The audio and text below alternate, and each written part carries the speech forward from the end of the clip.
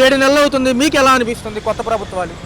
కొత్త ప్రభుత్వం అంతా ఎవరైనా లేబర్కి న్యాయం చేస్తారు అనుకుంటే ఎవరూ చేయట్లేదు. వాళ్ళ రాజకీయం పరంగా వాళ్ళే దోచుకుంటున్నారు అంతే తప్ప లేబర్కి ఒక్కడూ న్యాయం చేసినట్టు లేదు. రైతులకి గిట్టుబాటు ధర లేదంటున్నారు. ఇటు పక్క చూస్తే కేజీ బియ్యం ఏమో 80 రూపాయలు దాకా ఉంది. కేజీ 80 రూపాయలు బియ్యం ఖాయమే, 70 రూపాయలు 80 రూపాయలు అమ్ముతున్నారు. అక్కడేమో రైతులకేమో ఈ రాజకీయ నాయకులు కొన్ని దాతలు లేరు, వాళ్ళేమో అన్యాయం అయిపోతున్నారు రైతులు. అది తేమ శాతం ఉంటే ఒక రేట్ అంటున్నారు. అవును, ఇది ఏమన్నా తప్ప గిప్ప ఉంటే ఇదంతా దోచుకోవడానికి తప్ప ఏమీ లేదు, అంతా ఒకటే. గతంలో ఎలా ఉంది? ఈ ప్రభుత్వాల్లో ఇలా దళారులు వచ్చారు, అంతకుముందు ఆర్బీకేలో డబ్బులు అందలేదన్నారు కదా మరి పాపం వాళ్ళు. అవునండి, ఎవరికి ఇప్పుడు ఆ రాజకీయం అని మనం మెచ్చుకొని ఓట్లు వేసినా అదే రాజకీయం చేస్తున్నారు, ఈ రాజకీయంలో కూడా అదే రాజకీయం చేస్తున్నారు. ఎవరు ప్రజలకు న్యాయం చేయట్లా, ఆలకాలు దోచుకోవడమే సరిపోతుంది. మరి పేదవాడు మధ్యతరగతి కింద మధ్యతరగతి అయిపోవడమే. మందు తక్కువ రేటు అన్నారు, అదే రేటు అమ్ముతున్నారు. అందులో ఒక క్వార్టర్ తాగవలసినట్టు 2 క్వార్టర్లు తాగినట్టు అందులో ఉన్న మత్తు కూడా తీసేసి ఆడు తెచ్చిన కూలి ఆడికే వచ్చినట్టు చేస్తున్నారు రాజకీయ నాయకులు. మత్తు అనేది లేదు. ఒక క్వార్టరు గత ప్రభుత్వం కాకుండా 10 సంవత్సరాల ప్రభుత్వంలో ఒక క్వార్టర్ 6 గంటలకు తాగితే తెల్లగారి 6 గంటలకు మెలకు వచ్చేది. ఈ రోజు 4 క్వార్టర్లు తాగినా అది దోచుకోవటానికి తప్ప గవర్నమెంట్ ఏమీ లేదు, కొద్దిగా కూడా లేదు. అంటే దోచుకుంటున్నారు. డెవలప్మెంట్ వైపే ఎక్కువ శాతం అంటున్నారు కదా వీళ్ళు, ఏదన్నా అవునండి. ఇప్పుడు ఈ గవర్నమెంట్ మందు అడ్డుగోలుగా డబ్బు వస్తుంది, దోచుకుంటున్నారు, వాళ్ళ ఖజానాల్లో వేసుకుంటున్నారు. ఏమంటే పేదవాడికి చేస్తున్నాం అంటున్నారు అంతే. మరి గత ప్రభుత్వాలు సంక్షేమం వల్ల కొంచెం నష్టపోయారంటున్నారు కదా, మంచిదేనా అప్పుడు? గత ప్రభుత్వం అంటే కొద్దిగానే ప్రజలకు పెట్టారు, పేదవాళ్ళకి. వీళ్ళు పెడతామంటున్నారు, ఇంకే ప్రభుత్వం ఏది పథకం ఒకటి కూడా ప్రవేశపెట్టలా. పెడతాం, 1-2 చెప్పారు. అంటే 6 ఇస్తామన్నారు కదా, 6 పథకాలు. అవునండి, ఆ 6 పథకాల్లో ఒక పథకం కూడా ప్రవేశపెట్టలేదు. ఏదో వాళ్ళ పేదవాడి భోజనం అంటున్నారు, అది అంటున్నారు, ఇది అంటున్నారు అంతే తప్ప రెండో విషయం ఏంటంటే రైతుకు మేలు జరగట్లేదు, యువతలు కూలి చేసుకున్నోడికి మేలు జరగట్లేదు. అది మరి కేంద్రం ఏమో జమిలీ ఎన్నిక కనుక ఓకే అయితే 2029గా కాకుండా 2027కి మళ్ళీ ఎలక్షన్ వస్తుందంట. అవును, వాళ్ళ కమిటీలు కూడా వేశారు. కమిటీలో బిల్లు ఆమోదం పొందితే 2027కి. అవునండి, ఎవరు ప్రభుత్వం బాగుంది అనుకుంటే వాళ్ళదే ఉంచుతారు. అసలు డిపార్ట్మెంట్, అసలు గవర్నమెంట్ ఉంది కదా, ఎవరు గవర్నమెంట్ బాగుంది అనుకుంటే వాళ్ళే ఉంచుతారు. కానీ అందరూ దొంగలే. మరి ఏంటి సామాన్యుల పరిస్థితి? సామాన్యుల పరిస్థితి అలా చూడటమే. మరి అది నిత్యావసర ధరలు ఇవన్నీ కామనే అంటారు, అంతా కామనే పెరుగుదల. ఎందుకంటే అసలు వస్తువుల ధరల దగ్గర డబ్బులు తీసుకుంటారు, మీరు దోసుకున్నట్టు అమ్ముకోండి అంటారు. ఇక ఆలయం చేసేది ఏముంది? అంటే కొద్దిగా డెవలప్మెంట్ కి భారాలు తప్పవు అంటున్నారు మరి. కొంచెం భారాలంటే వాళ్ళు దొబ్బేస్తున్నారండి నాయకులు.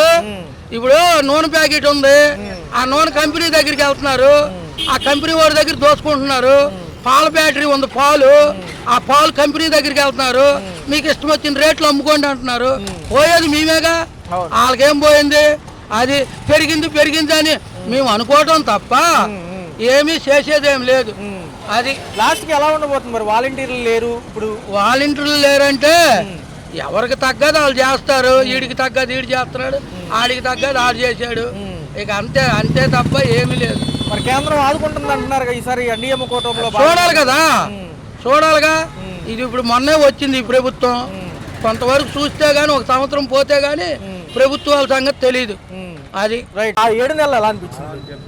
బాగానే ఉంది. అంటే సార్ ఏదైతే ఉందో చాలా ఉన్నాయి. Road side traffic road develop చేయాలి. ఒకటి రోడ్ డెవలప్ ఎక్కడా లేదు. ఓకే, ఆ రోడ్ డెవలప్ చేస్తే బాగుంటది. కేంద్రం కబుర్లు చెప్తుందా, ఇస్తదంటారా? మనకి డబ్బులు చేతిలో పెడుతుందంటారా? మనకేం తెలుస్తుంది? ఇచ్చేది వెళ్ళేది వాళ్ళు, తెచ్చేది వాళ్ళు. ఎందుకంటే గత 15 రోజుల నుంచి జమిలీ ఎలక్షన్ ఆ కమిటీ హడావుడే ఉన్నారు. నిన్నగాక మొన్న ఎలక్షన్ అయిన రాష్ట్రాలకు కూడా మళ్ళీ వీళ్ళు హడలు పుట్టిస్తున్నారు 2027 కని. సార్ ఎలా ఉండబోతుంది ఈ కార్యాచరణ? ఉంటే మాజీ ప్రభుత్వాలకు ఏమన్నా అవకాశం ఇచ్చినట్టేనంటారా మళ్ళీ? అదేమో అది మనం చెప్పలేము. అది జమిలీ అనేది కూడా అది మనకేం చేస్తూ ఉంది. మిషన్ అనేది ఉండకూడదు. హ్యాండ్ వేస్తే ఎవరు బలం వాళ్ళు తెలుసు. మరి చంద్రబాబు నాయుడు గారు ఢిల్లీ వెళ్ళారు, ఏదైతే వాజ్పేయి గారి 100వ జయంతిలో పాల్గొన్నాక మిగతా అమిత్ షాని వీళ్ళని కలిసి ఆర్థికంగా మాకేంటి అని అడగడానికి వెళ్ళారు. మరి ఇవ్వబోతున్నారు. ఆర్థిక బడ్జెట్ కూడా ఉంది కదా త్వరలో. వచ్చు దాని కూటమి కాబట్టి ఇవ్వచ్చు, రావడం తేవచ్చు, తీసుకురావాలి, తేవచ్చు కదా, తీసుకొని రావాలా. సో ఎంత సమయం ఇస్తే బాగుంటుంది అంటారు సార్? ఎందుకంటే హామీలకి డబ్బులు లేవు కదా. చెప్తారు, చెప్పడానికి ఎంత తొందరగా వేస్తే అంత మంచిది పబ్లిక్. అది ఇప్పుడు 4 ఏళ్ళు అవి చేస్తున్నాం అది చేస్తున్నాం అంటారు జనరల్గా ఎవరన్నా కానీ. చేసి చూపిస్తే బాగుంటుంది. కానీ ఈసారి ఏపీ ప్రజలు ఒక చిన్న హోప్ పెట్టుకున్నారు సార్. ఏంటి అంటే ఒక ఆశ, ఈసారన్న అభివృద్ధి జరిగి అమరావతి పోలవరం చూడడం, ఒక పక్క ఉద్యోగ కల్పన ఎక్కువ శాతం యువతకి ఎలా అనిపిస్తుంది? ప్రకటిస్తున్నారు కదా, అక్కడ 20 లక్షలు వస్తున్నాయి, 20,000 వస్తున్నాయి అన్నారు కదా. వస్తే చూసుకోవడం అంతే, ఎందుకంటే ఏముంది వాళ్ళ దగ్గర కూడా ఏముండదు కదా. ఏదో కంపెనీ వస్తేనే వాళ్ళు ఇస్తారు ఉద్యోగం. వాళ్ళు ఇంట్లో బెటర్ కదా ఎవరికైనా కానీ. కంపెనీ వస్తేనే ఉద్యోగాలు వస్తాయి ఎవరికైనా కానీ. ఆయన ఏ గవర్నమెంట్ అయినా కానీ తీసుకొస్తే ఉద్యోగం వస్తుంది. కంపెనీ రాందే ఉద్యోగాలు వాళ్ళ మీద ఎక్కడ తెచ్చిస్తారు సార్. చూసుకుంటే రిజిస్ట్రేషన్ ఛార్జీలు పెరగబోతున్నాయి, గ్రామాల్లో కూడా ల్యాండ్ రేట్లు పెరగబోతున్నాయి. రిజిస్ట్రేషన్ అన్ని పెరుగుతాయి మామూలే. అది ఎప్పుడు ఏ గవర్నమెంట్ వచ్చినా వాళ్ళు వచ్చినా వీళ్ళు వచ్చినా పెంచుతారు. మరి ఎక్కడ నుంచి వస్తాం మరి వాళ్ళకి? మరి ఏమన్నా అంటే అలా గత ప్రభుత్వం అది అంటారు, వాళ్ళు వచ్చి వాళ్ళు వచ్చినప్పుడు వీళ్ళు ఏమంటారు, వాళ్ళు నష్టం చేశారు వాళ్ళు అంటారు, వీళ్ళు వచ్చి వీళ్ళు నష్టం చేశారు అంటారు. సో ఫైనల్ గా చూసుకుంటే ఈసారి కొంచెం ల్యాండ్ పరంగా బెనిఫిట్ అంటారా ఈ ప్రభుత్వాల గురించి? నాకే ల్యాండ్ లో కాబట్టి చెప్పలేదు. నాకు దీంతో పనులేదు కాబట్టి నాకు నేను చెప్పలేను. అది పెంచకూడదు మామూలుగా అయితే. ఇప్పుడు యాక్చువల్గా చూడండి, అక్కడ పడే రియల్ ఎస్టేట్ తప్ప వేరే వాడు కొనుక్కుంటున్నాడా? రియల్ ఎస్టేట్ తప్ప నుంచి వేరే వాడు కొనుక్కుంటున్నాడు. కొంచెం ముందుకు రండి సార్, కొంచెం ముందుకు రండి. కాదండి, రియల్ ఎస్టేట్ తప్ప నుంచి నిజమే వేరే వాడు కొంటున్నాడు. ఆ మాట నిజమే, ఆ మాట నిజమే. కొనుక్కున్నాడు, పెట్టుకున్నాడు, అమ్ముకున్నాడు తప్ప నుంచి, మళ్ళీ కొనుక్కున్నాడు, అమ్ముకున్నాడు తప్ప నుంచి వేరే వాడు సామాన్లు కొనుక్కొని ఇల్లు కట్టుకున్నాడు ఉన్నాడా? ఎవడు లేడు సార్. కేంద్రం ఎక్కువ శాతం ప్రైవేటీ రంగాన్ని ప్రోత్సహిస్తుంది. ప్రభుత్వ రంగాల్లో విలీనం చేసినప్పుడు పారదర్శకంగా ఉంటాయి అంటారా? ఇంకా చాలా సంస్థలు ఉన్నాయి. ప్రస్తుతం కూడా ఇవాళ విశాఖ ఉక్కుది కూడా చర్చకి రాబోతుంది.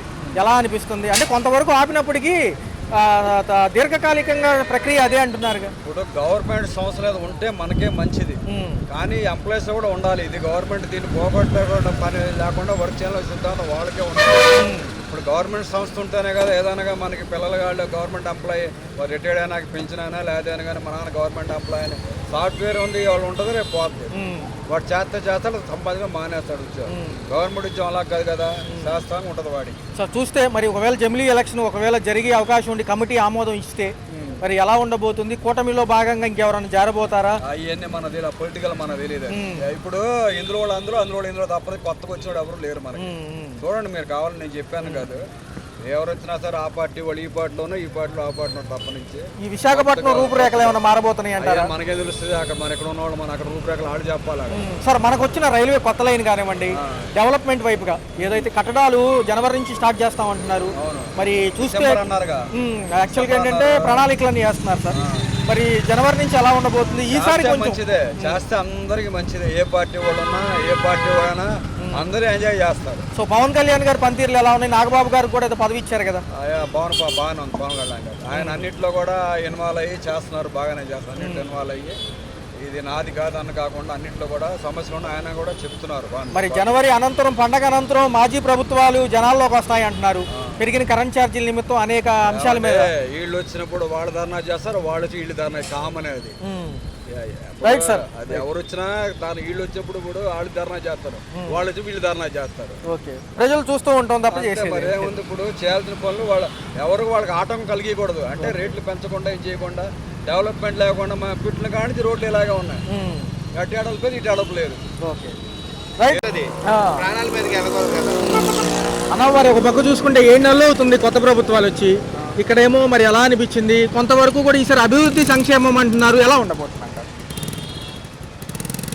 7 నెలలే కదన్నా, చూడాలి, సంవత్సరం టైం ఇవ్వాలి కదా, దాన్ని బట్టి అర్థమైంది. అలా చూసుకుంటేనేమో ఈసారి అమరావతి పోలవరంతో పాటు ఉద్యోగ కల్పన ఎక్కువ ఫోకస్ అంటున్నారు, సంక్షేమాలు తగ్గించేస్తామంటున్నారు. మంచిదేనంటారా? మంచిదే కదన్నా, సంక్షేమ పథకాలు ఉంటే జనాలు కూడా బతికిస్తులు అయిపోతారన్న. సంక్షేమ దానివల్ల ఏంటంటే ప్రాబ్లము, జనాలు సంపాదించరు, వస్తుంది కదా తింటా కూర్చుందా అనే ఉద్దేశంతో ఉంటారు. మరో పక్క ఏమో జగన్మోహన్ రెడ్డి గారు 2027లో జమిలీ ఎన్నికలు వస్తే కనుక మళ్ళీ నేనే వస్తానని ఆయన అంటున్నారు. సంక్షేమానికి పెద్దపేట అయిపోతే బడుగు బలహీన వర్గాలేమో ఎక్కువ శాతం ఓటింగ్ వాళ్ళే ఉంటారు కాబట్టి ఎలా ఉంటుంది అంటారు? ఒకటన్నా ఇంకోసారి బండి నాది కాదు. ఇంకోసారి జగన్ రాడు, ఉమ్, అయిపోయింది, క్లోజ్. ఓకే. అదే ఇంకా డైలాగ్, లాస్ట్ డైలాగ్ అయితే అదే. అన్న ఒక పక్క వాలంటీర్స్ కూడా లేరు కదా, ఎలా అనిపిస్తుంది? వాలంటీర్స్ అన్న గత 70 సంవత్సరాల నుంచి కూడా రాజకీయాలు ఉన్నాయి కాబట్టి వాలంటీర్స్ ఉన్నారంటన్న. జనాలు ఎవరి పనులు వాళ్ళు కావాలంటే వాళ్ళు వెళ్ళి చేసుకోవాలి, తప్పదు కదా, అంతే కదా. వాలంటీర్స్ ఉంటే బద్ధకం ఎక్కువైపోతుంది జనాలకి, అంతే. అలా కేంద్రం నుంచి రావాల్సిన నిధులు ఖచ్చితంగా వస్తాయి అంటారా, లేకపోతే కాలయాపన జరిగిద్ది అంటారా? మెయిన్ పీఠం చంద్రబాబు నాయుడుదే కాబట్టి వస్తాయి, తెప్పిస్తాడు ఆయన, తప్పులేదు. మరి ఒక పక్క పవన్ కళ్యాణ్ గారు ఉన్నారు, ఆయన కూడా తన వంతు మరి పనులు ఎలా అనిపిస్తున్నాయి? డిప్యూటీ సీఎం గారు కదా.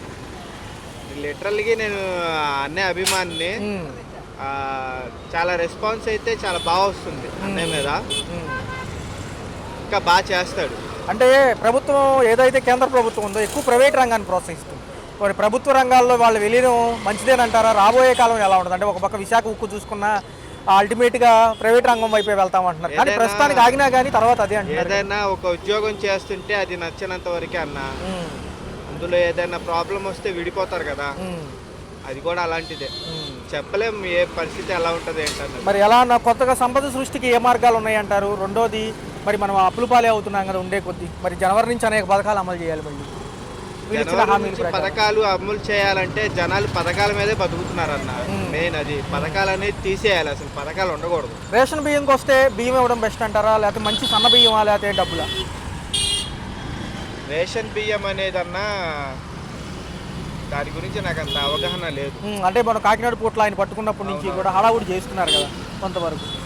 మరి ఏంటో వాళ్ళు కొన్ని విమర్శలు వస్తున్నాయి, వీళ్ళ దగ్గర కొన్ని విమర్శలు వస్తున్నాయి కదా, మరి దేన్ని సంబోధించాలన్నది తెలియట్లా. అలా మరి చూసుకున్నట్లయితే ఒక పక్క ఏదైతే ఉందో ఉద్యోగ కల్పన మా బాధ్యత అంటున్నారు, 20 లక్షల ఉద్యోగాలు. ఒక పక్క డిఎస్సి కూడా జూన్లో అంటున్నారు.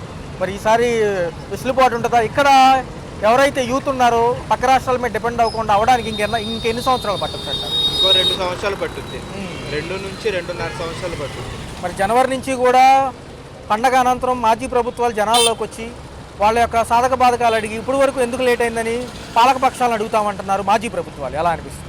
జనాలు కూడా అన్న ఎలా అనుకుంటున్నారంటే ప్రభుత్వం వచ్చింది కదా పట్టించుకోరు అన్న ఉద్దేశంతో ఉంటారు కొంతమంది. అది దిగాలి. మనిషికి ఎవరైతే ప్రభుత్వంలో ఉన్నారో మన ముఖ్యమంత్రి గారు కానీ డిప్యూటీ సీఎం గారు కానీ వాళ్ళకి అలాంటి ఫీలింగ్ రాకూడదు. రాకుండా ఉంటే మాత్రం ఖచ్చితంగా చేస్తారు. అలాంటి ఫీలింగ్ వచ్చిందంటే ఇంకో జగన్ అయిపోతున్నారు అంతే.